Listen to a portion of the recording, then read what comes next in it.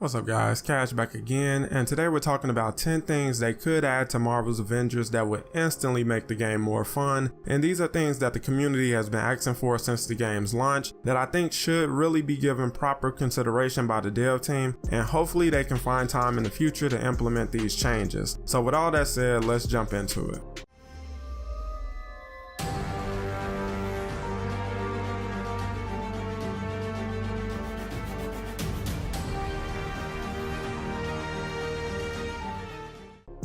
So coming in at number 10 is adding Steel Fist for Hulk. If you know how to build properly, you know that Hulk is indisputably one of the strongest Avengers in the game, but he also has been seen as underwhelming in a lot of regards, and I think adding one of his best abilities would be a great way to improve on what's already present in the game. This could be a unique mechanic to the Hulk that allows him to buff himself after defeating Exos and Dreadbots, or whenever there's a vehicle around, and like the rest of the buffs, it can be timed. The Hulk already has a pretty limited combo set, so giving him a way to buff his basic combo set should be good enough and wouldn't require any additional animations outside of an animation for him making a steel fist. Moving on to number 9, and sticking with the Hulk, I think giving him the ability to throw vehicles or larger enemies would be another great addition that could expand on what's already present in the game and help Hulk to feel more unique and powerful, which would greatly help with the immersion that the developers say they want players to be able to experience when playing with these heroes. They show his ability to do this in the campaign, but it's never an option outside of that,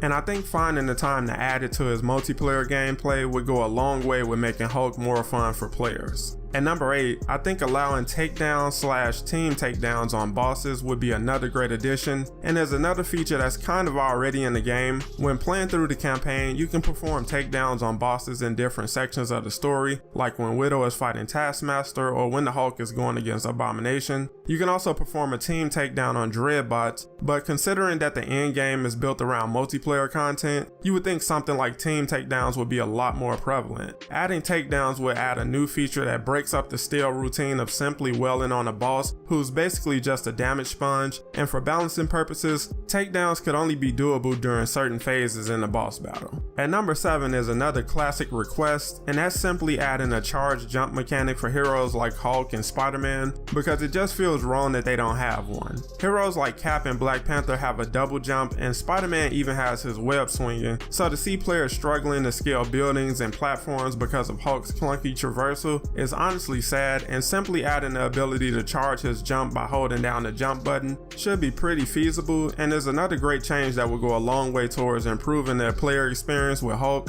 Plus, it would make him a lot better to use in the raid because the Hulk should be able to clear those gaps. At number 6 is adding more takedowns for the Hulkbuster. For a game that offers multiple takedowns for each hero, it feels odd to see the Hulkbuster limited to the default takedowns he has for each enemy, and because he's essentially his own hero, I think offering more takedowns in the marketplace is justified, and it's not that what he has is bad because he has some great takedowns, but more is better.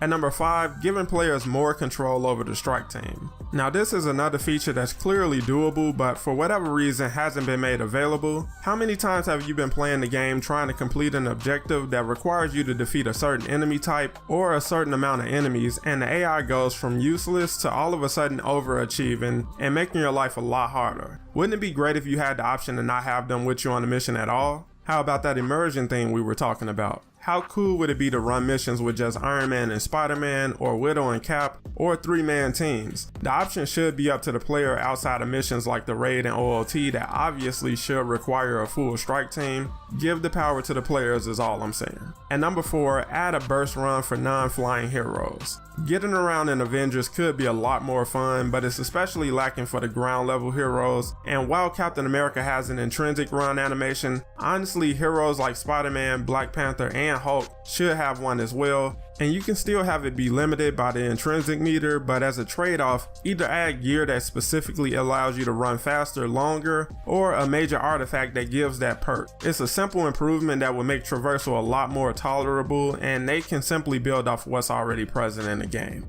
And number 3, add different locations to the harm room. Now honestly, this should have been something that was on the table since the game launched, but as we saw, a lot of basic functions weren't present at the start that are now being implemented, and something like this could work on multiple fronts. On the one hand, you add variety to the harm room that can get pretty stale heading into year 3 for the game, and on the other, you can add a small biome sample for players to enjoy, like an off-world environment like Asgard or the moon, or you can simply add environments found in the game just to mix things up. At number 2, add bosses to the harm room. This is another addition that should have been present from the jump, but it's never too late to add it in the future. Being able to choose to fight bosses at the end of a challenge wave, coupled with the ability to control how many heroes are in your strike team, would literally be perfect, and the only thing better than this would be what's next at number 1, but before that, a few honorable mentions.